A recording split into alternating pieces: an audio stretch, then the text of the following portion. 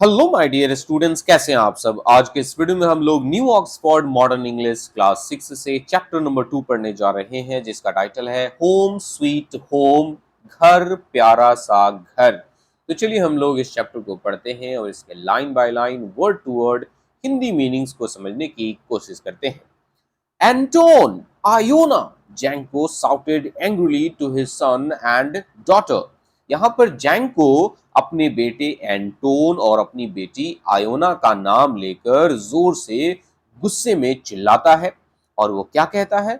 Stop beating that drum and क्लैंगिंग that tambourine. उस ढोलक को बजाना बंद करो और उस डफली को खनखनाना बंद करो।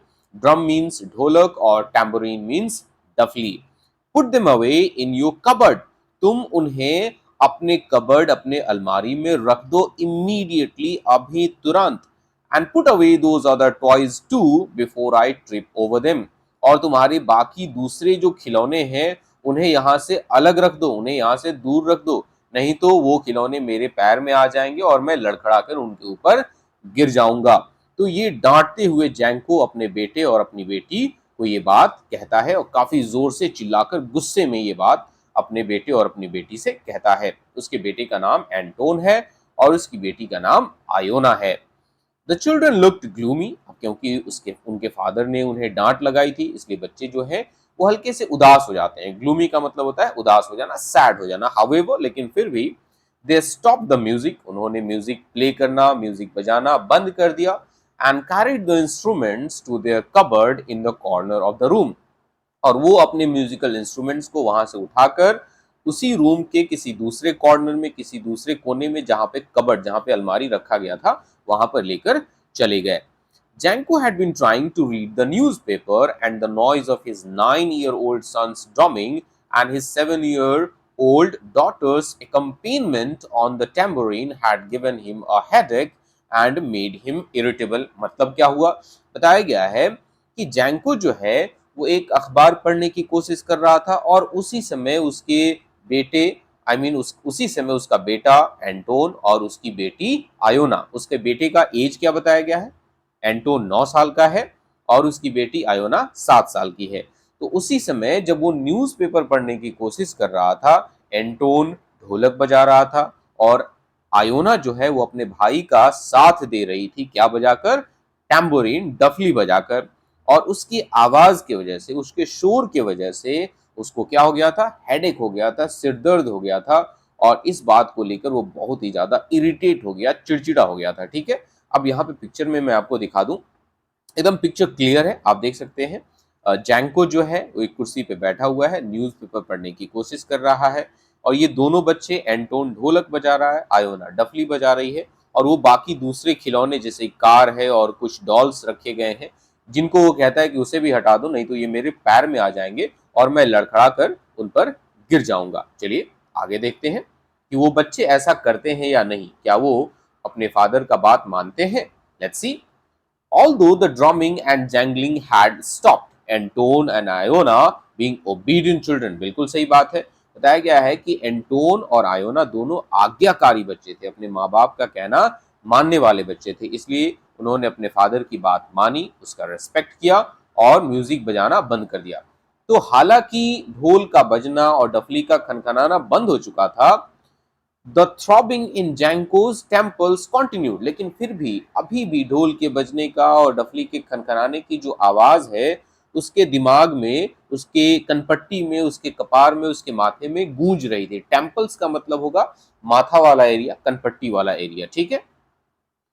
It felt as if the percussion section of a large orchestra still played at its loudest in his head। अभी भी लग रहा था कि किसी ऑर्केस्ट्रा का जो बैंड वाला सेक्शन होता है, जहाँ पे कई सारे इंस्ट्रूमेंट एक साथ बजाए जाते हैं, आपने देखा होगा ऑर्केस्ट्रा जो ग्रुप होता है उसमें बैंड भी होता है, तो ऐसा लग रहा था कि बैंड का सारा शोर उसके दिमाग में अभी भी कहीं ना कहीं जोर जोर से बज रहा है। मतलब भले ही बच्चों ने म्यूजिक बजाना बंद कर दिया था, लेकिन उसका साउंड, उसकी गूंज अभी तक जैंको के दिमाग में, उसके माथे में बज रही थी, सुनाई दे रहा था। जैंकोज वाइफ मोनिका, जैंको की वाइफ का नाम क्या है? Monica. Emerged from the kitchen and entered the living room. तो जैंको की वाइफ और उन दोनों बच्चों की माँ, जिसका नाम मोनिका है, वो किचन से बाहर आती है और किचन से बाहर आकर कहाँ आती है, लिविंग रूम में आती है।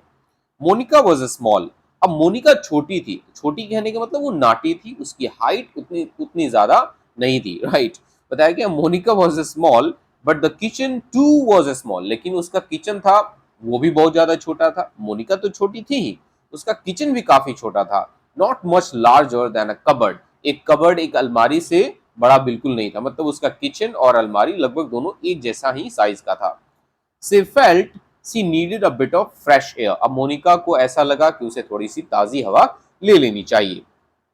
She had heard the shouting and had now come to see what was going on. अब क्योंकि जैंको ने जोर जोर से चिल्लाया था और वो जोर जोर से चिल्ला करके उसने बच्चों को डांट लगाई थी और उसके डांटने की आवाज मोनिका ने सुन लिया था, इसलिए अब वो लिविंग रूम में आई थी देखने के लिए कि आखिर यहाँ पे चल क्या रहा है, आखिर यहाँ पे क्या हो रहा है कि उसका हस्बैंड जैंको जोर जोर से चिल्ला रहा है और बच्चों को डांट रहा है। Where else are they going to play? She challenged Janko. अब जब मोनिका आती है तो अपने हस्बैंड से कहते हैं, अरे जी बताइए तो सही कि ये बच्चे आखिर खेलेंगे तो कहाँ खेलेंगे, हाँ, जो आप इन्हें डांट रहे हैं। Any word, but not in my ear, replied Janko. I have a headache. जैंको कहता है, अरे ये कहीं पे भी खेले मुझे कोई फर्क नहीं, लेकिन मेरे कान में आकर ना खेले, मेरे कान के पास आकर ना खेले, मुझे सिर दर्द है। I have a headache. We have to learn to share the space we have, said Monica. Monika कहती है, अरे जी सुनते हैं, हमारे पास जो भी स्पेस है ना, हमारे पास जो भी जगह है उसको एक दूसरे के साथ कैसे शेयर करना है, ये बात हमें सीखनी होगी।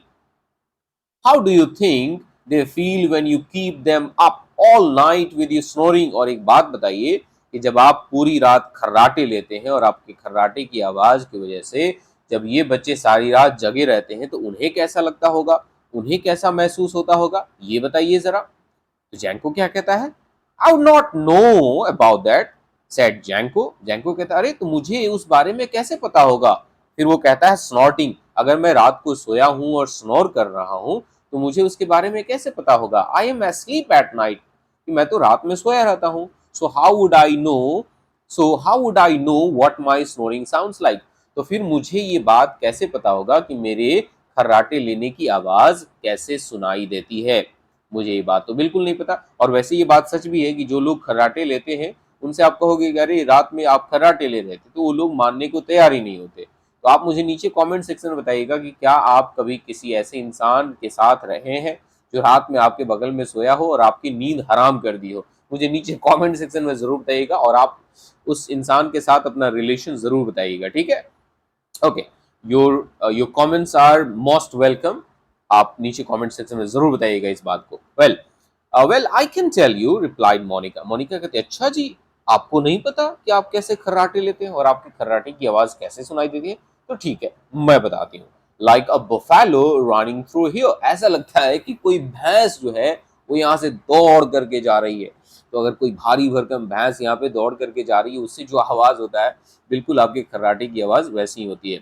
The children try to muffle their giggles, अब अपनी मम्मी की बात सुनकर बच्चे खिलखिला के हंसने लगते हैं, गिगल करने लगते हैं, लेकिन क्योंकि उन्हें पता है कि फादर जो है वो बहुत ही गुस्से में है, इसलिए ये बच्चे अपने हंसी की आवाज को मफल करने की कोशिश करें। मफल कहने का मतलब आवाज को दबाना या कम करना। तो ये बच्चे चाहते हैं कि उनके हंसने की आवाज उनके फादर के कानों तक न जाए, लेकिन उनके फादर जैंको ये आवाज सुन लेते हैं। वो कहते हैं, I can see and hear you very well, said Janko. Janko कहता है, अरे बच्चों, मैं तुम दोनों को देख पा रहा हूँ और सुन भी पा रहा हूँ कि तुम लोग कैसे हंस रहे हो।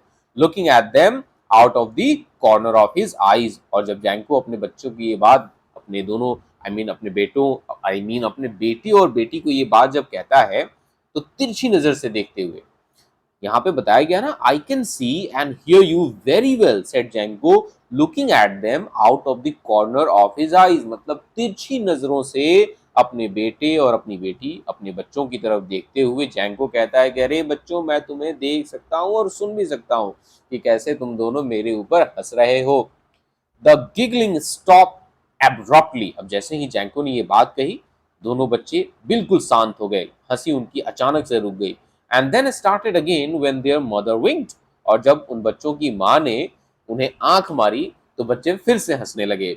सी seem to be on their side, ऐसा लग रहा था कि बच्चों की माँ बच्चों की तरफ है और सभी मिल करके अपने फादर का मजा ले रहे हैं। मोनिका सुक हर हेड, मोनिका अपने सिर को हिलाती है, मतलब वो काफी परेशान हो गई है अपने हस्बैंड को लेकर। स्माइल एट द चिल्ड्रन, बच्चों की तरफ देखकर मुस्कुराती है। And return to the kitchen, और वापस अपने ऑफिस में चली जाती है। माँ का ऑफिस क्या होता है? किचन होता है। Anton took out his pack of cards, तभी एंटोन जो कि 9 साल का है, वो क्या करता है? ताश की अपनी गड्डी निकालता है, पैक ऑफ कार्ड्स निकालता है, and sitting himself at the dining table, और वो डाइनिंग टेबल के पास बैठ जाता है। began to shuffle them noisily, और अपने कार्ड को सफल करने लगता है। और जब वो कार्ड्स को सफल कर रहा होता है तो काफी शोर हो रहा होता है, जैसे कि हम लोग अगर पैक ऑफ कार्ड्स को सफल करते हैं तो शोर होता है। उसी समय आयोना क्या कर रही होती है? Iona found her rag doll and began to talk to it on the floor. तब आयोना को अपनी एक पुरानी गुड़िया मिल जाती है, तो अपनी एक पुरानी गुड़िया को ले लेती है और फ्लोर पे बैठकर उससे बात करने लगती है। कैसे बात करती है? Let's see. Joe, what you been doing these days? She chirped, holding the doll aloft. I mean, यहाँ पे एक बच्चे की तरह वो कहती है, यहाँ पे सी एच ओ चो कहने का मतलब सो होना चाहिए था, एस ओ सो। और what you been doing these days, मतलब वो अपने डॉल से पूछ रही है कि अच्छा ये बात बताओ कि आजकल तुम क्या कर रही हो। She chirped, holding the doll aloft, और जब ये बात वो डॉल से पूछ रही थी तो उसने डॉल को ऊपर हवा में उठा रखा था। जैंको साइड, अब जैंको क्या करता है? एकदम परेशान हो जाता है, लंबी गहरी सांस लेता है। And opened his newspaper again, और एक बार फिर से अपनी न्यूज़पेपर को खोलता है पढ़ने के लिए। After a few moments he through it aside, और थोड़ी ही देर के बाद वो न्यूज़पेपर को अलग साइड में फेंक देता है। Rose from his chair and made for the front door, और कुर्सी से खड़ा होता है और सामने वाले दरवाजे की तरफ चला जाता है। और क्या कहता है? That's enough, he said loudly, जोर से चिल्लाते हुए कहता है, अब बस बहुत हो गया। ओपनिंग द डोर, दरवाजा खोलता है। दरवाजा खोलते ही कहता है, Monica, I am going to see wise Eva in the village. सुनो मोनिका, मैं गांव जा रहा हूँ, मैं गांव वाइज ईवा से मिलने जा रहा हूँ। तो यहाँ पे ईवा एक महिला है जो कि वाइज है, बहुत ही बुद्धिमान है, बहुत ही होशियार है, उसके पास हर चीज का सॉल्यूशन है, और उसी से जैंग को गांव मिलने के लिए जा रहा था। Perhaps she can help me with my problem, और वो कहता है हो सकता है कि वो मेरी इस मुसीबत में मेरी मदद करे। I'll be back for dinner, और डिनर के लिए मैं वापस घर आ जाऊंगा। Before Monica could come out of the kitchen or reply, Janko had stepped outside and slammed the door. अब इससे पहले कि मोनिका किचन से बाहर आती और जैंको को कुछ रिप्लाई कर पाती, जैंको ऑलरेडी घर के बाहर निकल चुका था और उसने धड़ाम से करके दरवाजे को बंद कर दिया था। जैंको एम्बल टुवर्ड्स द विलेज, जैंको अब धीरे धीरे स्लोली गांव की तरफ निकल पड़ा। मटरिंग, जब वो गांव की तरफ जा रहा था तो वो बुदबुदा रहा था, बड़बड़ा रहा था, मसाजिंग हिज टेम्पल्स, अपनी कनपट्टी, अपने सिर, अपने माथे को मसाज कर रहा था, उसे रगड़ रहा था। And kicking stones as he went, और रास्ते में कहीं पर अगर कोई स्टोन, कोई पत्थर दिख जाता उसको लात मारता रहता था। तो यहाँ पे जैंको का फ्रस्ट्रेशन दिखाया गया है कि जैंको जो है वो कितना फ्रस्ट्रेटेड है। ठीक है। Soon, Janko arrived at a pretty cottage adorned with purple and orange bougainvillea. अब बहुत ही जल्द जैंको एक झोपड़ी के पास आ जाता है और बताया गया है कि वो झोपड़ी जो है वो बहुत ही प्रिटी है, बहुत ही सुंदर है, और उसे पर्पल और ऑरेंज कलर के बॉगिनविलिया फ्लावर से सजाया गया है। ही स्ट्रेटेंड हिज जैकेट, अब वो उस झोपड़ी के पास जाकर के क्या करता है? सबसे पहले अपने जैकेट को सीधा करता है, then knock on the door, फिर उसके बाद दरवाजे पर दस्तक देता है, दरवाजे को खटखटाता है। Eva was a small like his wife, अब बताया गया है कि जिस महिला वाइज ईवा से वो मिलने के लिए गया था वो भी काफी नाटी थी, बिल्कुल उसकी पत्नी की तरह, काफी नाटी सी, छोटी थी, शॉर्ट हाइटेड थी, बट मच ओल्डर। लेकिन ईवा उसकी पत्नी मोनिका से काफी ज्यादा बड़ी थी, बूढ़ी थी। Her white hair parted in the middle, उसका बाल सफेद था और बीच में उसने मांग बनाया हुआ था। आप समझते हैं ना, मांग भरना, जहां पे सिंदूर डाला जाता है, right. Parted in the middle and flowing over her shoulders, और उसके बाल जो थे उसके शोल्डर पे, उसके कंधे पे लहरा रहे थे। Made her look a little like a witch, और इस तरह से वो महिला एक चुड़ैल की तरह, एक डायन की तरह दिख रही थी, ऑलमोस्ट एक चुड़ैल, एक डायन की तरह दिख रही थी। All she needed was a cloak and a broom to complete the picture. और जैसा कि माना जाता है कि चुड़ैलों के पास, डायनों के पास एक झाड़ू होता है, एक ब्रूम होता है, और उसके उनके कपड़े जो होते हैं ना वो इस तरह से होते हैं, काफी लंबे चौड़े होते हैं। तो अगर उसे बिल्कुल एक डायन की तरह दिखना था, एक डायन की पिक्चर की तरह दिखना था, तो बस उसे एक झाड़ू और एक क्लोक, एक बड़ा सा कपड़ा उसे बस दे देना था। ठीक है, तो ये रहा, आप समझ सकते हैं, आप देख सकते हैं जैसे कि ये उस कॉटेज के अंदर का पिक्चर है, और यहाँ पे आपको उस फ्रेम में बोगनविलिया फ्लावर दिख रहा होगा, पर्पल और ऑरेंज कलर का। ये रही वाइज ईवा, और ये रहा जैंको यहाँ पे कुर्सी पे बैठा हुआ है। चलिए उसके ऊपर देख लेते हैं कि जब वो वहां पे जाता है, दरवाजे पर दस्तक करता है, उसके बाद क्या होता है। She now appeared smiling in the doorway. अब जैसे ही वो दरवाजा खटखटाता है, तो वो वाइज ईवा मुस्कुराते हुए दरवाजे पर आती है और क्या कहती है, कम इन जैंको, सी सेड जोवियली। जोवियली कहने का मतलब होता है हैप्पीली। वो बहुत ही खुश हो जाती है जैंको को देखकर और कहती है, हाँ जैंको, अंदर आओ, अंदर आओ। ओपनिंग द डोर वाइडर, और वो दरवाजे को चौड़ा खोल देती है और क्या कहती है, what a pleasant surprise. Good evening, Eva, mumbled Janko forlornly. It's been a long while. देखो forlornly कहने का मतलब होता है सैडली, उदास होकर।